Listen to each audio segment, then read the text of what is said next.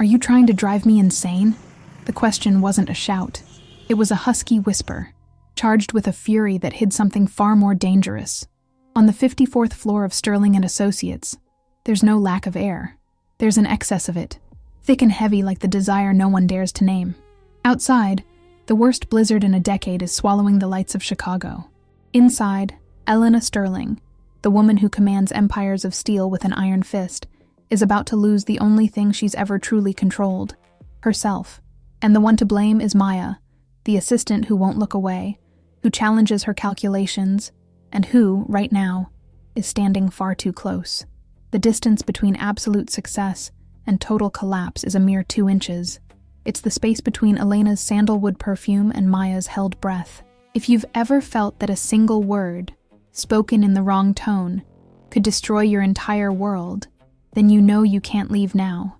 Because tonight, amidst the shadows and the luxury, the Iron Lady is going to discover that even the most tempered glass is the easiest to shatter. Stay until the end, because what happens when the masks fall is an architecture unlike anything you've ever seen. Before we continue, I need to open a parenthesis here with you. Those who follow this channel know that I don't just write scripts. I describe souls finding each other.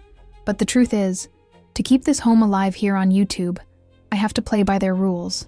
And those rules often silence the most vibrant part of our stories.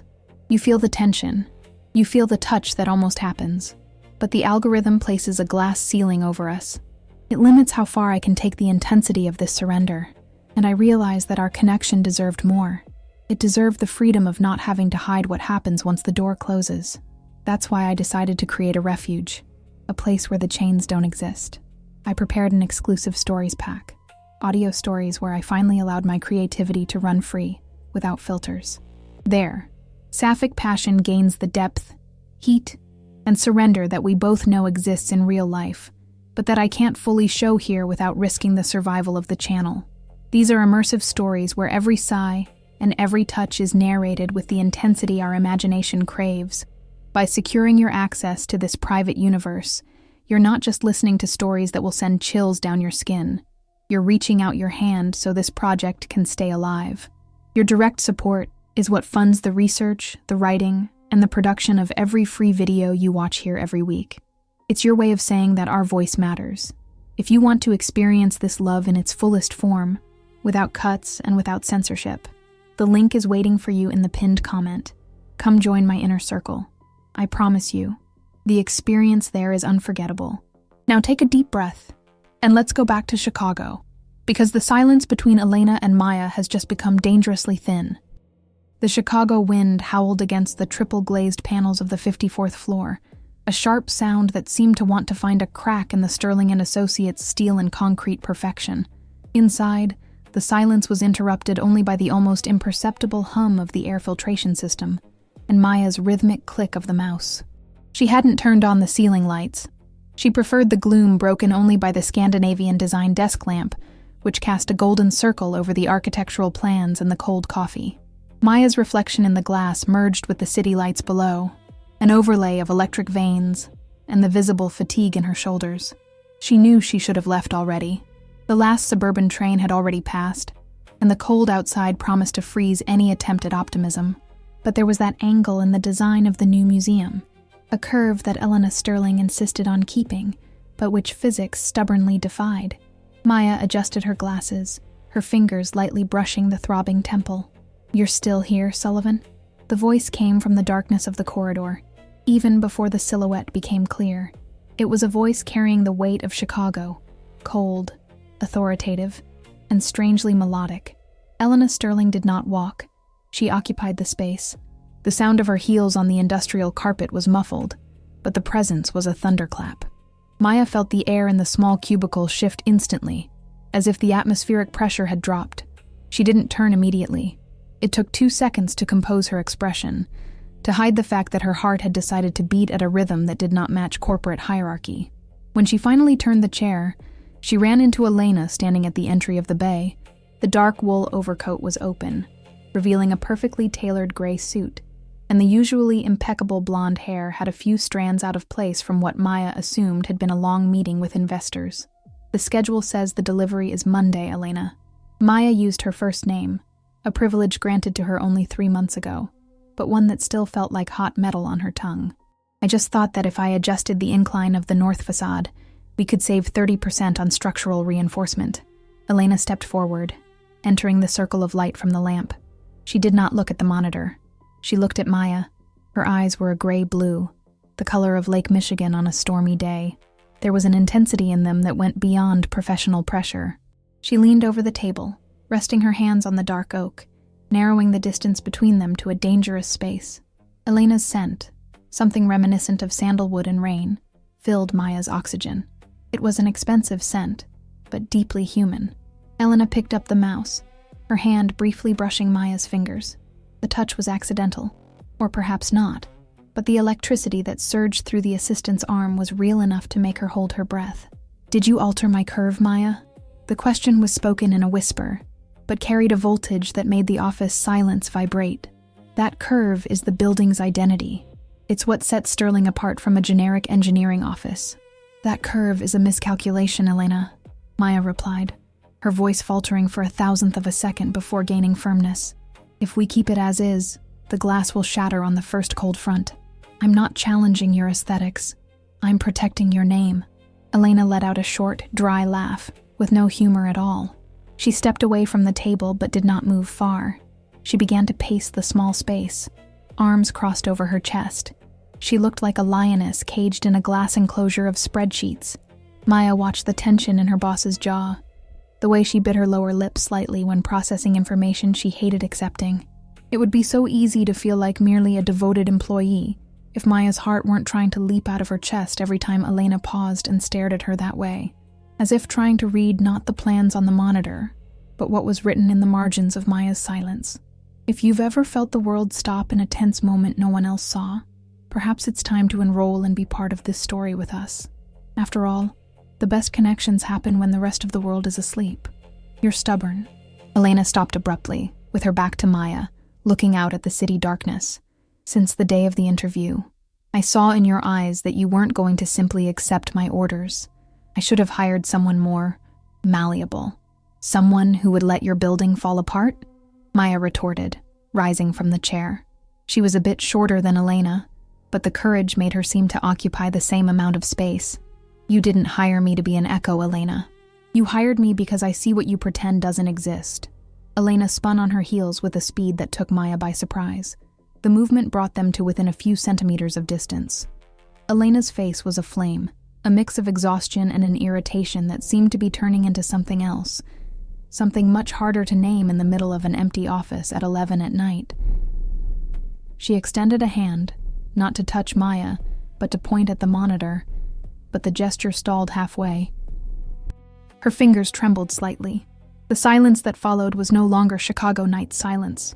It was a silence charged with words that neither of them dared to say. Elena closed her eyes for a moment, inhaling deeply, her chest rising and falling irregularly under the fine silk blouse. "Do you want to drive me crazy?" The confession came out brusquely, a revelation that escaped through the gaps in the armor Elena Sterling had spent decades building. "Is that what you want, Maya? To prove I'm wrong about my own project? To keep me here until dawn arguing about calculations when I can no longer distinguish what is architecture and what is this? What is that, Elena?" Maya's whisper was a challenge, a hand held out in the dark. The question hung in the air, dense and heavy as the snow beginning to fall outside, painting the tops of the skyscrapers white. Elena did not answer. She only looked at Maya, a silent battle waged between the pride that demanded distance and the human need that begged for closeness. The reflection of the two in the window glass looked like a smeared painting, two women surrounded by power and success, suddenly disarmed by a detail neither of them could have foreseen. Elena's hand, which had been pointing to the error in the project, now rested dangerously close to Maya's shoulder, the heat radiating through the fabric, a silent promise that the night was only just beginning, and that the rules of Sterling and Associates might not serve what was about to happen between the shadows and the light of that desk lamp. Elena stepped back. The movement was abrupt, almost a defensive stumble against her own desire to shorten the distance even more. She turned toward the window, her hands grabbing her own elbows as if she were feeling a cold the building's central heating couldn't dispel. The silence that followed was cut only by the rhythmic tick-tick of the radiator hidden beneath the mahogany panel. Chicago, down there, looked like a model of lights blurred by the snow that now fell more heavily, turning the glass into a frame of ice and uncertainty. Maya stayed where she was. Her feet seemed glued to the gray carpet, and the pulse in her neck was an annoying reminder that the air between them was still ionized, charged with electricity that neither of them knew how to switch off. Elena sighed, a long, tired sound that dissolved the posture of the ice queen she had cultivated with such zeal before the shareholders. "You should have taken the last train home, Maya." Elena's voice was different. It was no longer the authority of Sterling and Associates, but something more raw, more worn. "Now the snow will close the expressways. You'll be stranded in the city. I don't care about the traffic, Elena." Maya took a hesitant step, feeling the desk lamp's warmth on her back. "I care about the fact that you're trying to carry this project alone, with your back bent under the weight of a perfection that doesn't exist. You're exhausted. It's obvious in the way you hold the pen, or in the way you don't look at me right now." Elena gave a bitter laugh, still with her back to her. She reached out and touched the cold glass of the window with the pads of her fingers, watching the trace the heat of her skin left on the condensation. There, in that small gesture, Maya saw the vulnerability Elena hid behind $3,000 suits and board meetings. Elena had a small cut in the thumbnail cuticle, a detail so human, so imperfect, that made Maya's heart tighten. It was the sign of someone who offsets stress onto herself when no one is watching. Someone who, despite commanding an empire of steel, still hurts with her own hands. "Perfection is the only thing that keeps me on top, Sullivan. If I miss a millimeter on this curve, if I admit that your physics are right, and my vision is wrong, they devour me. The men down there, the investors on Michigan Avenue, they've been waiting for me to stumble since I took my father's role." Elena finally turned. Her eyes were red, not from crying, but from sleepless nights and too much caffeine. "Do you think it's about architecture? It's about permanence. I need this building to be flawless so that I can, finally, breathe. You won't breathe if the building falls, Elena. And you won't breathe if you keep treating yourself as if you were made of concrete." Maya moved a little closer.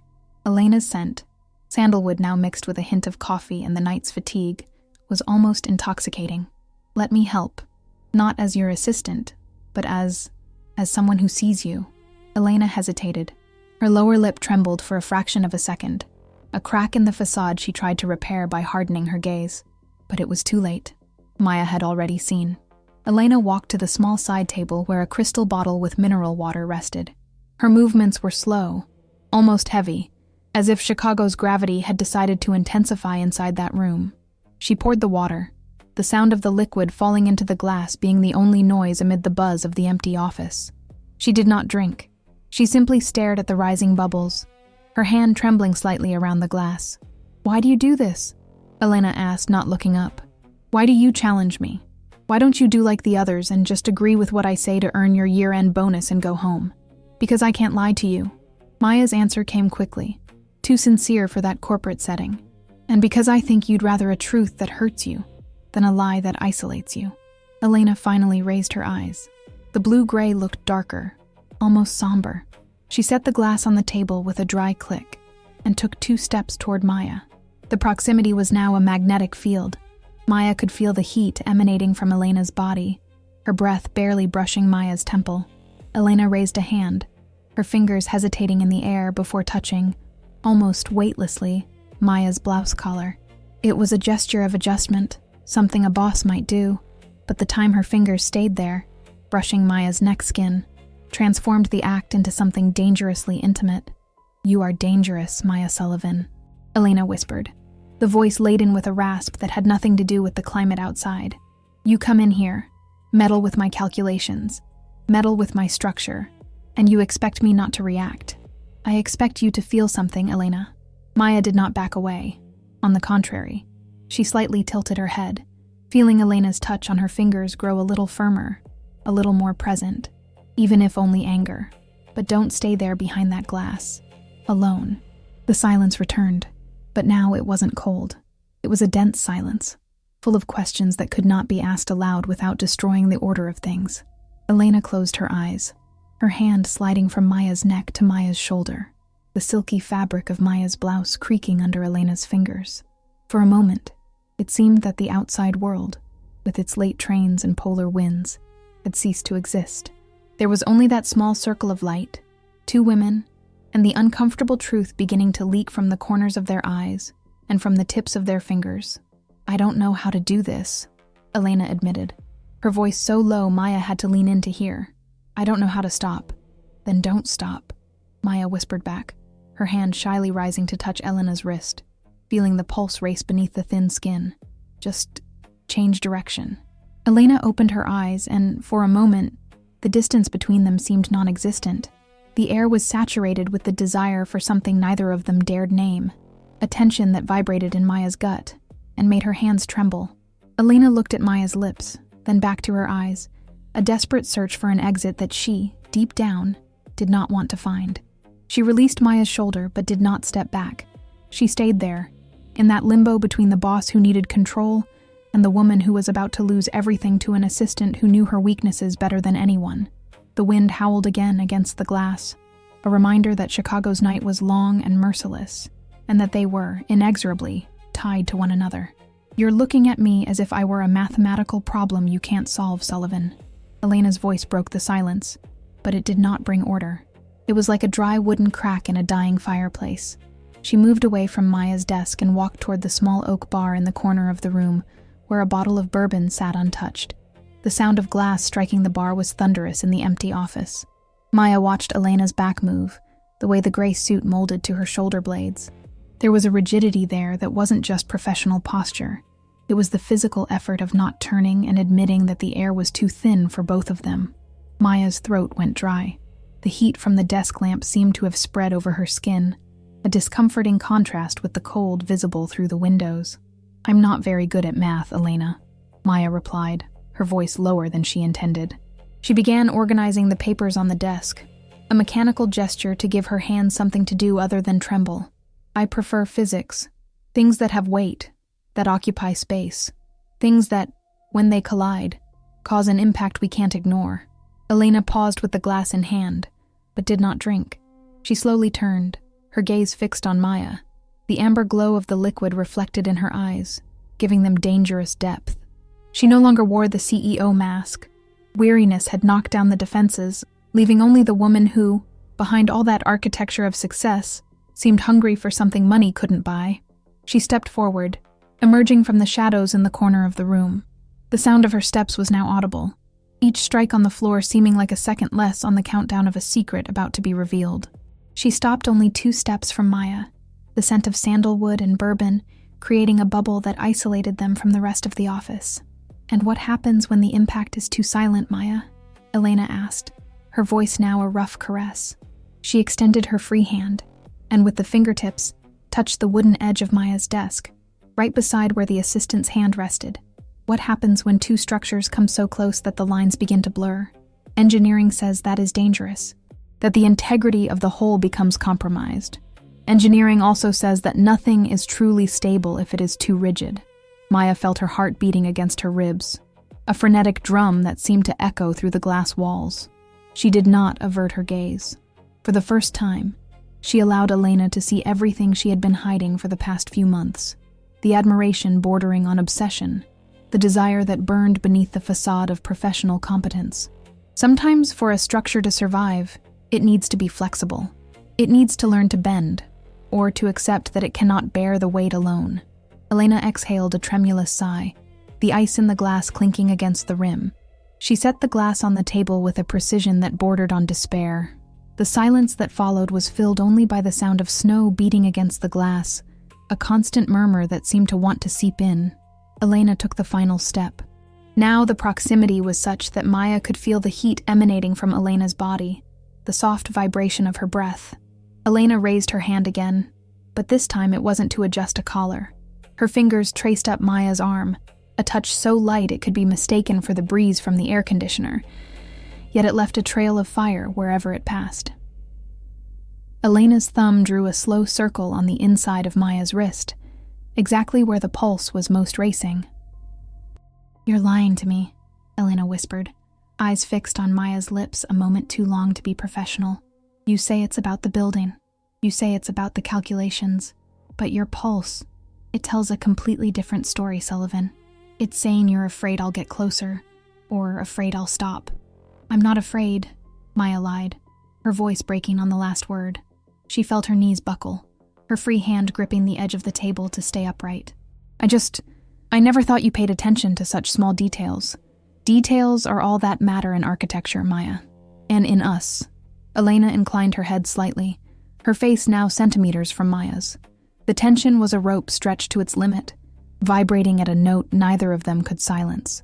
I see how you avert your eyes when I enter the room. I see how you bite your lip when you disagree with me in meetings. And I see how you're looking at me now, as if I were the only solid thing in this smoke-filled office. Elena closed her eyes for a brief moment, pressing foreheads with Maya. The contact was electric. It was the first time their skins had intentionally and sustainedly met, and the shock was such that Maya forgot how to breathe. The world outside, Chicago, careers, risks, everything disappeared. There was only that point of contact, that heat shared in the middle of a polar winter.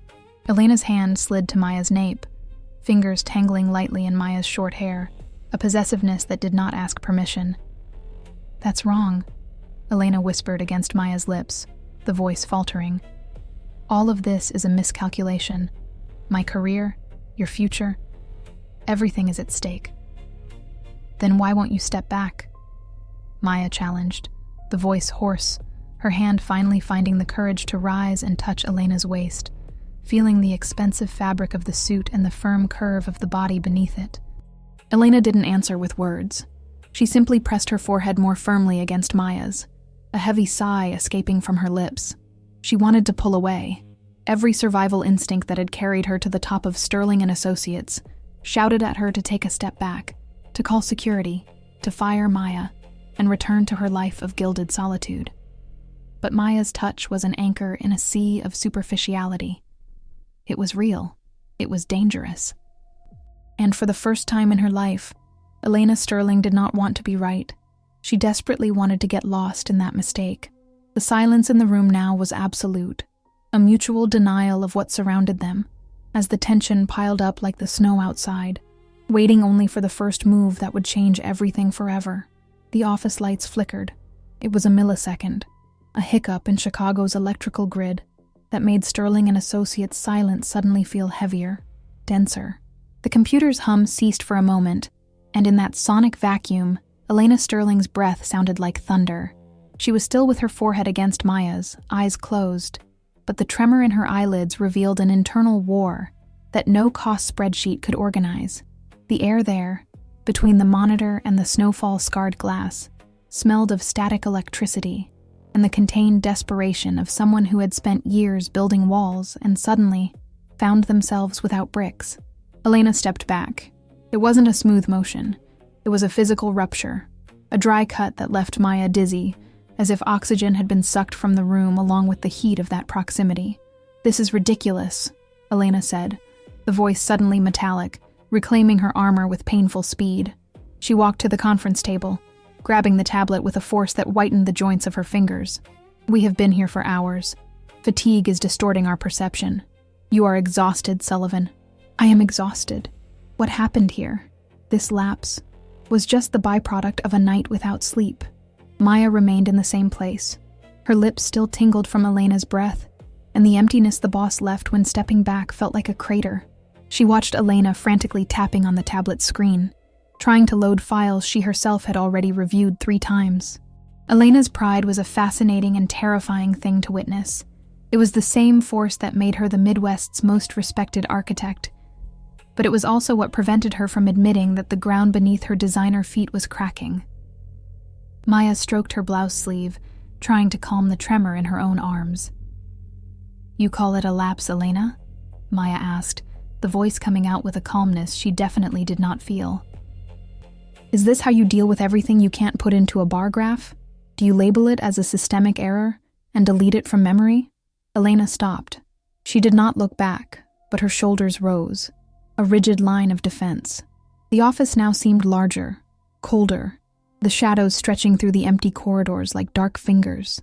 Outside, the world stood still in the blizzard, but inside, the wear was more subtle and deeper. It was the weariness of two women who knew too much about each other, but who did not have the tools to deal with that transparency. Loving someone without the guarantee that there will be a tomorrow, or even a safe place for that feeling, is one of the loneliest acts that exist. If you recognize yourself in this courage to feel, even without solid ground beneath your feet, perhaps this is the moment to subscribe to the channel and follow where this journey will take us. Sometimes the only safe harbor is the story we share. I do not delete anything, Maya. I survive. Elena turned, and this time there was no desire in her eyes, only an old hurt she tried to disguise with authority. You are in your 20s. You think emotional honesty solves multi-billion-dollar bids. You think opening your chest is a sign of strength. But up here, on this floor, the only thing that matters is the structure. If the structure fails, everything inside dies. And I am not going to let Sterling fall because you decided you want to be my conscience. I don't want to be your conscience, Elena. Maya stepped forward, her voice rising, echoing off the high concrete ceiling. I want to be the person who stops you from turning into an ice statue. Look at this project. You took its soul to please investors who don't even know the difference between a pillar and a beam. And now you're trying to do the same with us. You're trying to adjust what you feel so that it fits your perfect life's budget. Elena let out a short laugh, but this time the sound was broken. Almost a sob choked back. She hurled the tablet onto the conference table. The impact was dry, final. She walked toward Maya, not with the seduction of before, but with a tired fury. She stopped in front of the assistant, eyes locked on hers, jaw so tense that Maya thought she would scream. But Elena did not scream. She simply extended her hand and touched, with a delicacy that hurt more than a slap, Maya's face. Her thumb brushed Maya's cheekbone, a gesture that started as a confrontation and ended as a silent plea. You have no idea, Elena whispered, her voice dangerously faltering. You have no idea what it costs to keep all this functioning. What it costs to look at you every day and pretend I don't feel my own building shake when you enter my room. Do you talk about structural integrity, Maya? My integrity has been in shambles since the day I met you. Then let it fall, Maya murmured, covering Elena's hand with hers, pressing it against her own face. The warmth of Elena's palm was the one real thing in that steel and glass office. Let it fall, Elena. We'll rebuild from the ground up. Elena shook her head, tears she had fought so hard to hold back finally conquering the barrier of her lashes and running down her perfect face. She withdrew her hand, the gesture seeming to tear a piece of Maya's skin away as well. The breaking point was not an explosion. It was the sound of Elena grabbing her bag and her coat, the zipper zipping up, the metallic click of her keys. She suddenly seemed smaller, less imposing, just an exhausted woman fleeing a truth that was too large for the 54th floor. I'm going to the hotel across from the office, Elena said, not looking at Maya, her voice now only a hollow whisper. The streets are blocked. Don't try to leave. Use the break room couch or sleep here at my desk. I don't care. Just don't follow me, Maya. Please. Elena left. The sound of her heels in the hall grew fainter and fainter until the heavy elevator door closed with a metallic ping. Maya stood alone in the twilight. The circle of light from the desk lamp now looked like an empty stage. She looked at the monitor, at the curve of the building she wanted so badly to fix. The project was there, technically perfect, but the silence filling the room was the sound of something irreparably broken. The weariness was no longer an architectural concept. It was how Maya felt her own lungs working in the cold of that Chicago night. She thought the truth would set them free, but the truth had only left them trapped on opposite sides of a locked door. And the worst part is that outside, the snow kept falling, relentless, covering every path back. The sound of the elevator sealing shut was a dry cut, a metal guillotine separating the oxygen from the 54th floor. Maya stood in the middle of the bay, arms hanging at her sides, feeling the weight of silence crash down on her shoulders, as if the whole building had lost its support. The desk lamp's light now looked like a cruel spotlight, revealing the papers scattered, the cold coffee, and Elena Sterling's absolute absence. The scent of sandalwood still hung in the air, a ghostly presence that mocked Maya's loneliness. She walked to the window, pressing her forehead against the cold glass. Downstairs, through the thick white veil of the blizzard, The hotel lights across the street burned like dying embers. Elena was there, only 300 meters away, but at that moment, Chicago looked like an impassable ocean, and Maya felt herself adrift on an island of mahogany and glass. She returned to Elena's desk. The bourbon glass was still there, with a remnant of amber liquid and an ice cube that had surrendered to room temperature. Maya extended her hand, fingers brushing the crystal where Elena's lips had touched minutes before. It was an impulsive gesture, almost childish, a desperate attempt to rescue any spark of human warmth in that corporate desert. The guilt began to rise up her throat, a bitter taste that even the technical victory over the building calculations could not erase. She had pressed her. She had torn Elena's mask off with a force that perhaps the architect was not ready to withstand. And now, what remained was the loss. Not the loss of a job. That seemed trivial now. But the loss of that invisible bridge they had taken months to build, brick by brick, eye to eye. The clock on the wall struck midnight with a metallic click that echoed through the corridor. Maya sat in Elena's leather chair, the scent of her lingering on the backrest. She closed her eyes, trying to imagine what Elena would be doing in the hotel room. Would she also be looking at the snow? Or would she be calling the lawyers, preparing the termination document that would end that anomaly called Maya Sullivan? Maya's phone vibrated on the table, the sudden sound making her jump.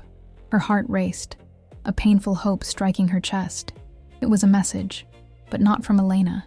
It was only an automatic alert from the Chicago transit system.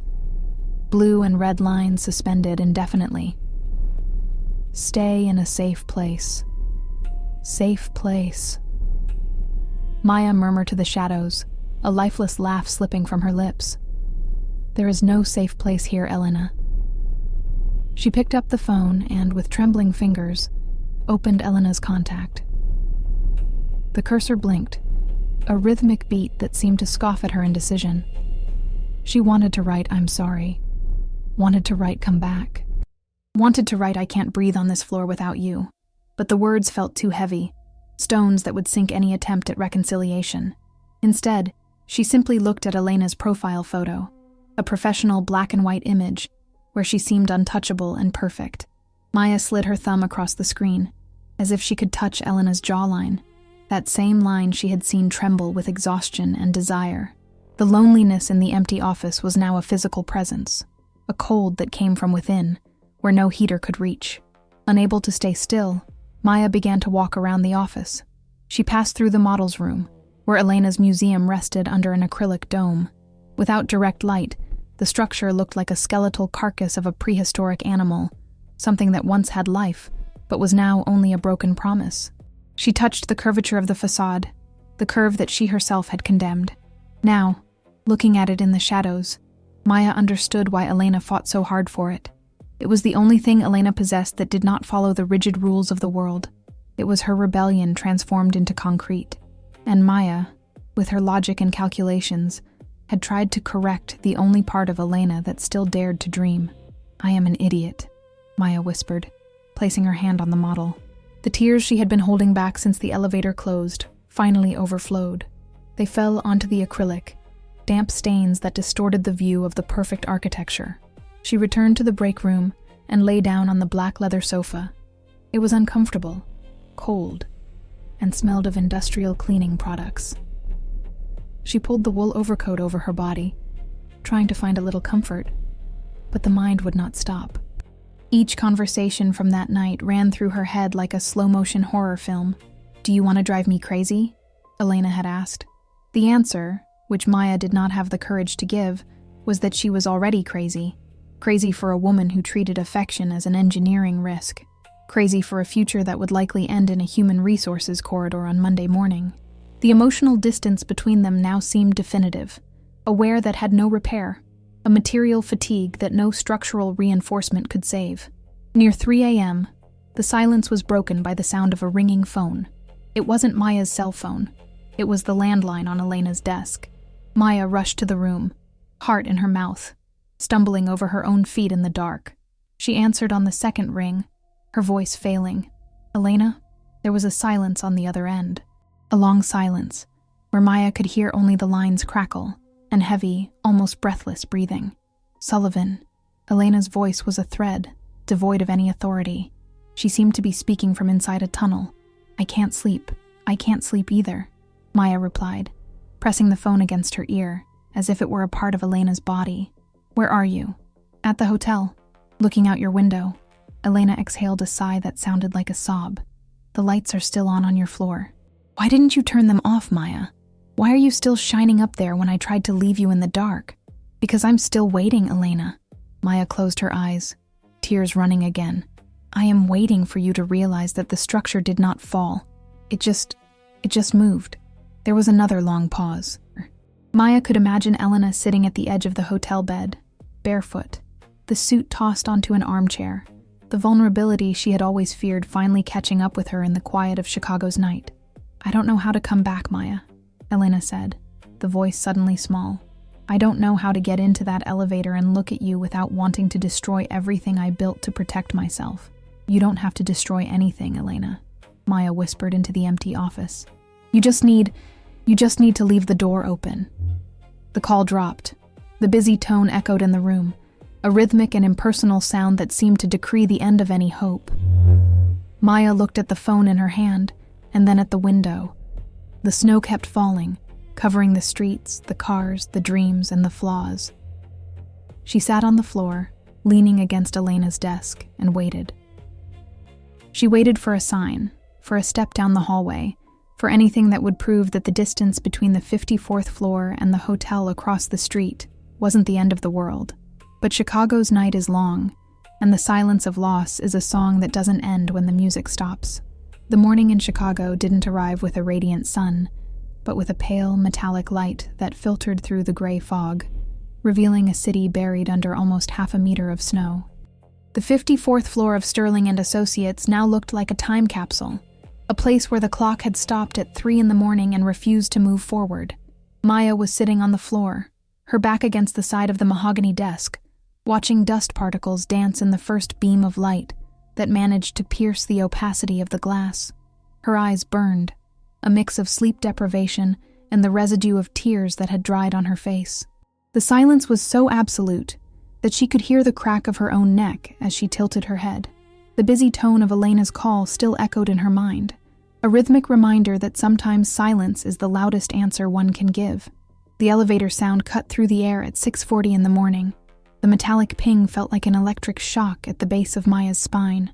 She stood up too fast, her head spinning, her hands fumbling the edge of the desk to find balance.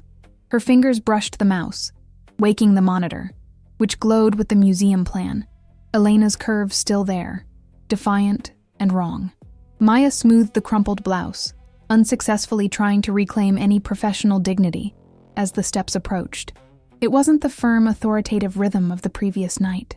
They were slow steps, almost hesitant, as if the person walking was testing the floor's resistance with each move.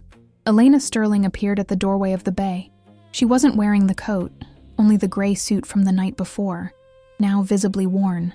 The hair, which always seemed sculpted in gold, was tied in a hurried bun, with several strands escaping and framing a face bearing the marks of an internal battle that had lasted all night. She carried 2 paper cups from a street cafe, steam rising and slightly fogging her eyes. She said nothing for a long minute.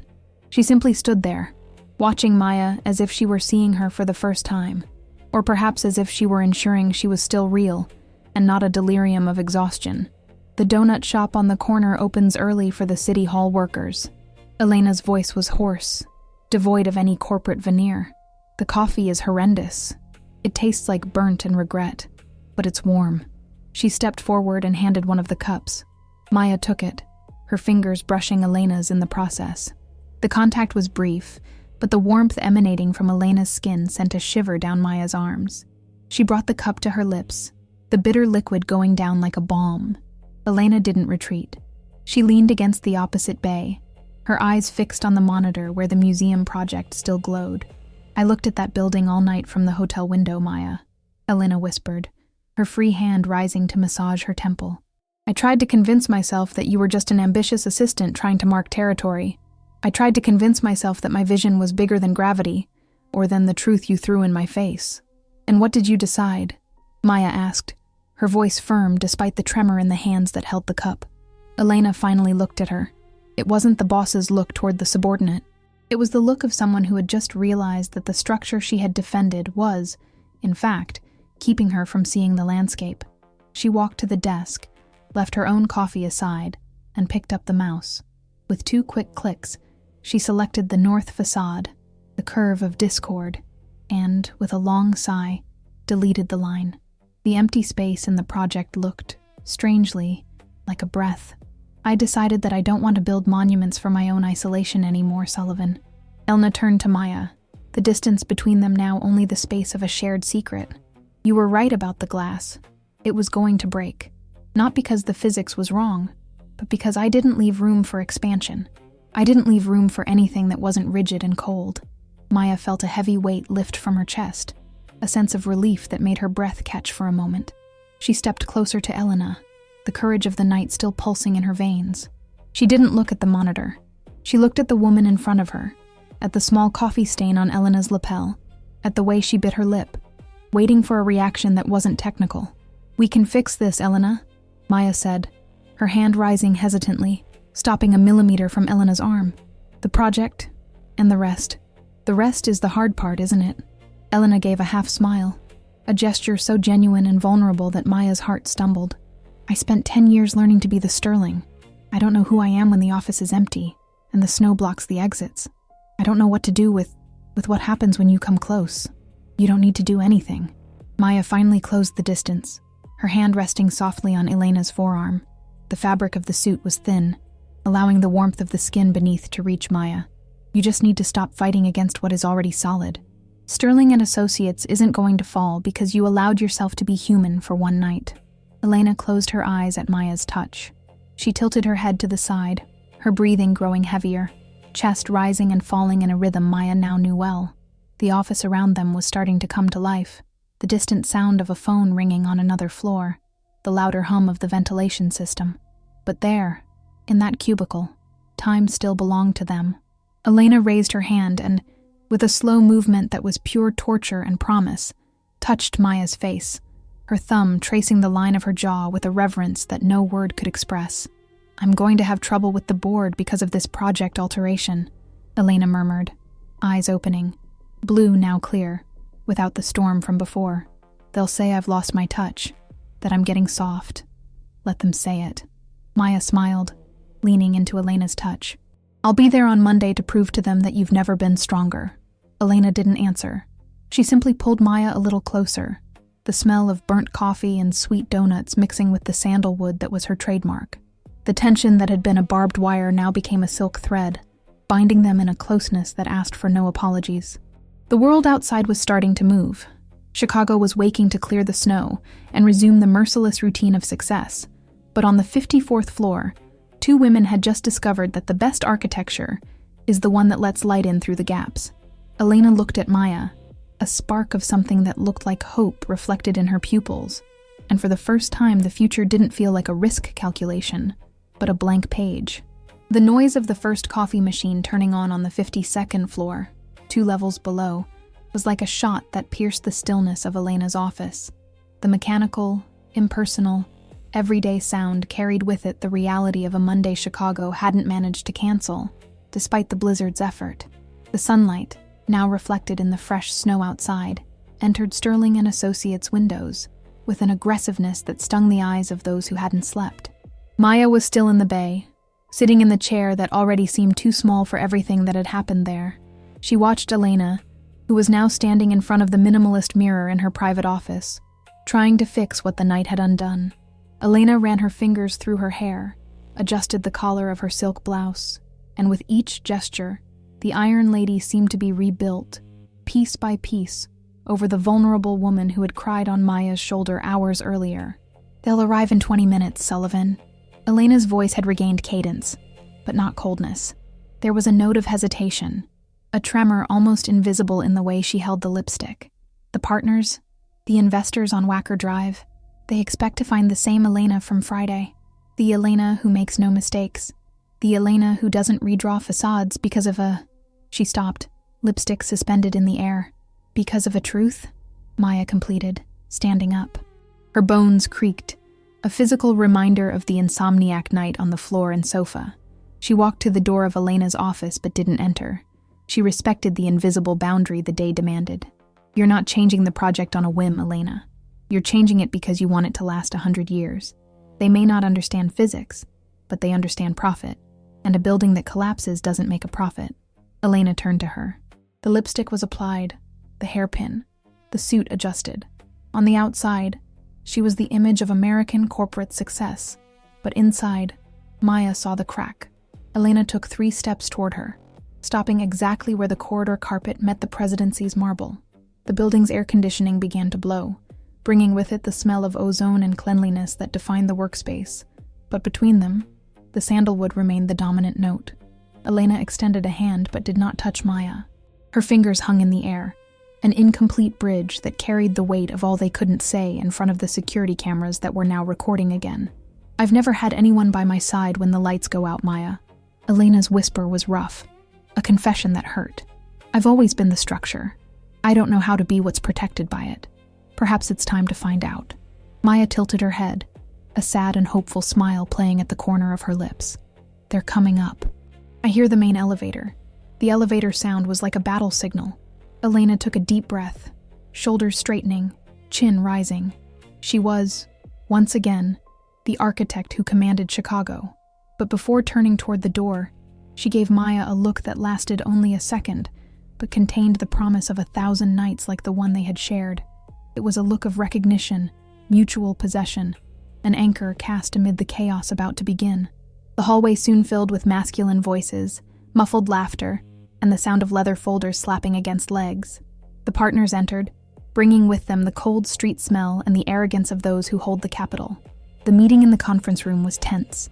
Maya stayed in a corner, with her tablet, pretending to note technical data while watching Elena face the board.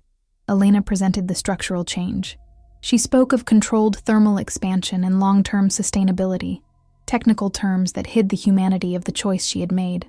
One of the partners, a man with white hair who knew Elena's father, slammed his palm on the table. This will cost us 2 months of delay, Sterling. Your curve is what sells the project. Why this sudden change? Elena did not look away. She resting her hands on the table, leaning forward, the pure image of power. But Maya saw Elena's foot, hidden under the table, tremble slightly inside her high-heeled shoe. Maya stepped forward, adjusting her glasses, her voice clear and technical, cutting the man's aggression. Because the original curve, sir, was a beautiful architectural suicide. Maya did not wait for permission. She projected the tension calculations onto the screen. Elena Sterling's new proposal is not just aesthetic. It is the only one that guarantees this name. She pointed to the company's logo on the wall. Will not be dragged through the courts in 5 years. The Lady Sterling's vision evolved. And if the board can't keep up with the evolution, perhaps the problem isn't the delay, but your vision. The silence that followed was heavy. Elena looked at Maya, a surprise gleaming in her blue eyes that quickly turned into something that seemed like pride, or perhaps something deeper and more dangerous. The partner snorted, looked at the graphs, and reluctantly nodded. The meeting continued, but the balance of power had shifted. Elena was no longer just a woman trying to prove her worth. She was a woman who had an ally, and in Chicago, that was more valuable than any structural calculation. Hours later, when the partners had already left and the office began to empty for lunch hour, silence returned. Elena sat at her desk, staring into space. Maya entered without knocking, closing the door behind her. The click of the lock sounded like a verdict. Elena lifted her eyes, and the CEO mask instantly fell away.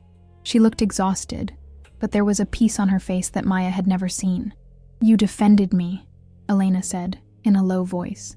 No one ever talks to the board that way. You could have been fired in 5 seconds, Sullivan. I don't work for the board, Elena. Maya walked to the table, stopping on the far side of the mahogany. I work for you, and I wasn't going to let them diminish what you did. Elena rose slowly. She circled the big table, the sound of her steps on the marble now sounding like approaching music. She stopped in front of Maya, so close that Maya could feel the warmth of her breath. Elena extended her hand, and, this time, there was no hesitation. Her fingers touched Maya's cheek, a slow, exploratory caress that carried with it all the fatigue and all the desire of that snowy night. Maya closed her eyes, tilting toward the touch, feeling the softness of Elena's skin, and the strength behind the gesture. "I can't give you a fairy tale ending, Maya," Elena whispered, her forehead resting against Maya's. "I'm still Sterling. Chicago is still Chicago. Mondays will still exist, and the board will still try to bring me down. I don't want a fairy tale, Elena." Maya opened her eyes, meeting Elena's deep blue. "I want what's real, even if it's hard, even if it's a miscalculation in the eyes of the world." Elena smiled, a smile not for the cameras, nor for the partners, nor for the newspapers. It was a smile that belonged only to that room, to that moment. She moved a little closer, her lips brushing Maya's ear in a secret that needed no words. "Then stay," Elena murmured. "Not only in the office. Stay when the snow stops, when the lights go out, when there is nothing left to build." Maya did not respond with words. She simply took Elena's hand, interlacing their fingers, feeling the firmness of that grip. The structure was there, solid and real, not made of steel and concrete, but of something far more enduring. They walked together to the window, watching Chicago below. The snow was starting to melt, revealing the gray asphalt and life beginning to pulse again. The world remained the same, loud, cold, and demanding. But there, on the 54th floor, something had shifted in a definitive way. The story hadn't ended. It had simply found its foundation. Elena felt the weight of Maya's hand in hers, and, for the first time in decades, did not feel the need to hold the world up by herself. She looked toward the horizon, where the buildings challenged the sky, and realized that the most beautiful curve she had ever drawn wasn't on any paper, but in the way life sometimes makes us bend to avoid breaking. The shared silence was no longer loneliness, but presence. And as the late afternoon sun began to lower, painting the tops of the skyscrapers gold, they remained there, two women who had learned that to fly high, you first need to have the courage to fall.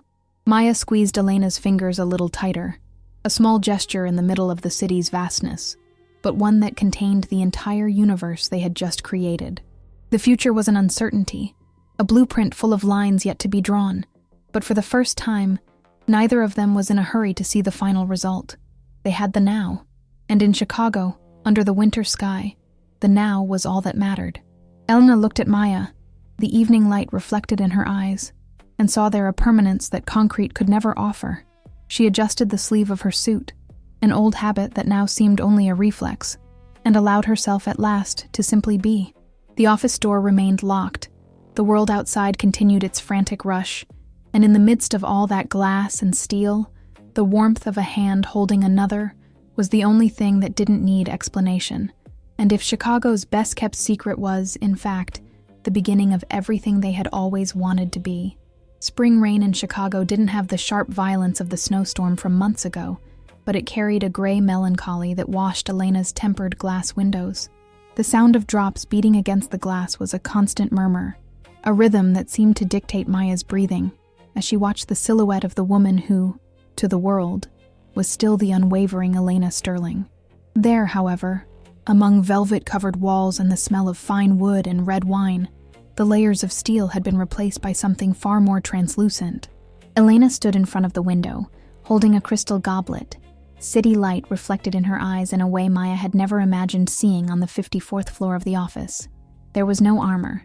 There was only a woman who, at last, had learned to look at the horizon without calculating the risk of falling. "You still haven't learned how to lose, Sullivan?" Elena's voice came low, laden with a sweetness that still made Maya's stomach churn. Maya smiled, setting the tablet aside, the only remnant of work they still allowed into that sanctuary, and stood from the leather sofa. Her bare feet sank into the wool rug as she walked toward the one who was now her North Star. The closeness between them was no longer a battlefield, but a mutual gravity, a choice made in every shared silence. "I never lose, Elena. I just adjust my perspective." Maya stood behind her, feeling the warmth emanating from Elena's back. She didn't touch her immediately. She knew that for Elena, anticipation was a form of language. The museum was almost ready. The new facade, the one you said would get me fired, is the prettiest thing Chicago has seen in decades. Elena let out a long sigh, the crystal of the goblet chiming softly against her wedding ring, a minimalist design she wore on her right hand, a secret only Maya knew the true meaning of. She turned slowly, the motion making the fabric of her silk tunic brush Maya's legs. The tension there was no longer about power or hierarchy. It was about the recognition of two souls who had found their footing in the midst of a structural collapse. Elena set the goblet on the sideboard and raised her hand, her fingers hesitating for a moment before tracing Maya's jawline with a pace that was almost a prayer. "You changed everything, didn't you?"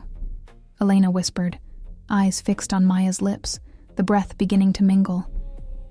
"The company, the project, the way I wake up in the morning and don't feel like I have to hold the ceiling up with my hands. You're a terrible miscalculation, Maya, the kind that ruins the entire logic of a lifetime of solitude. And you are the structure I've always wanted to build," Maya answered, her hand finally finding Elena's waist, feeling the firm yet accommodating curve beneath the silk, rigid when needed, but able to bend when the wind blows too hard. The silence that followed was no longer the silence of Chicago or the empty office. It was a dense, vibrant silence, filled by the sound of rain outside and the synchronized beat of two hearts that had stopped fighting themselves. Elena leaned forward, pressing her forehead against Maya's, closing her eyes as she absorbed the presence of the woman who had had the courage not to be merely an echo. There, atop the city they helped design, the truth wasn't something that needed to be hidden in spreadsheets or board meetings. It was felt in the warmth of the skin, in how a finger intertwined with another, in the silent promise that, no matter how high they flew, there would always be a safe place to land. "They still look at us, you know," Elena commented against Maya's skin, a touch of amusement in her voce. "In the office, they try to understand what changed. Why the Iron Lady now smiles when she looks at the construction schedule. Let them try to understand." Maya smiled, feeling Elena's sandalwood perfume, now mixed with the smell of home and peace. "Some mysteries are more beautiful when they have no explanation, like the physics of that curve of yours, or the way you look at me when you think I don't see." Elena opened her eyes, and the gray blue was clearer than Maya had ever seen. There was no longer the fog of exhaustion or the shadow of fear. She drew her lips closer to Maya's, stopping a millimeter away, where the tension became a spark ready to ignite the rest of the night. It was a subtle touch, a brushing of lips that asked for nothing and gave everything, a confirmation that redemption wasn't a final event, but an ongoing process, built brick by brick, in every shared breakfast, in every discussion about steel beams, and in every night when the world outside simply ceased to exist. "Are you happy, Sullivan?" Elena asked, her voice almost a whisper, as her hands wandered through Maya's hair, pulling her gently closer, toward the center of that universe they had founded together. "I am home, Elena," Maya answered, and there was no doubt in her voice. "For the first time in my life, I don't feel I need to prove anything to anyone. I just need to be here." The rain kept falling over Chicago, washing the dust from the sidewalks, and reflecting the lights of the skyscrapers in pools of liquid light. But inside that penthouse, winter was finally over. The ending wasn't a static point of perfection, but a place to breathe. It was the awareness that life would remain hard, that the board of directors would continue to be a challenge, and that gravity would keep trying to pull things to the floor. But now they had each other to challenge the laws of physics. Elena stepped back just enough to look Maya in the eyes one last time, before night completely wrapped them in its protective stillness. She saw there not only the brilliant assistant or the woman who challenged her calculations, but the person who had given her the key to her own freedom. Elena Sterling's pride had finally yielded, not to defeat, but to recognition. They were no longer two women trapped on a floor of glass and steel.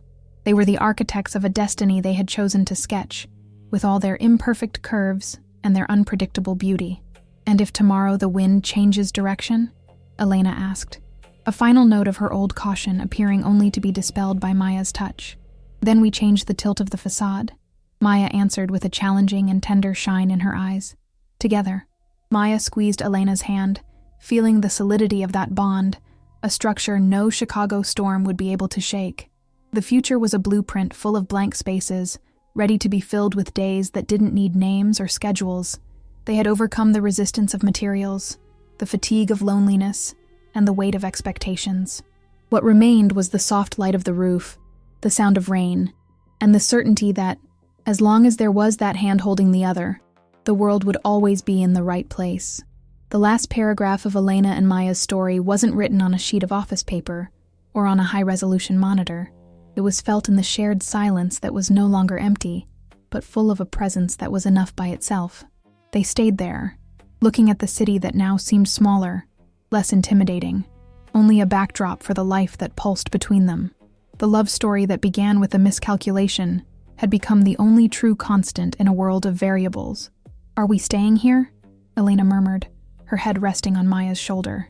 "We're staying," Maya replied, closing her eyes and feeling the peace of someone who finally isn't in a hurry to get anywhere. And in the silence that followed, Chicago continued to shine. But for Elena and Maya, the only light that mattered was the one they had lit in each other. A flame that no blizzard, no matter how cold, could ever extinguish again.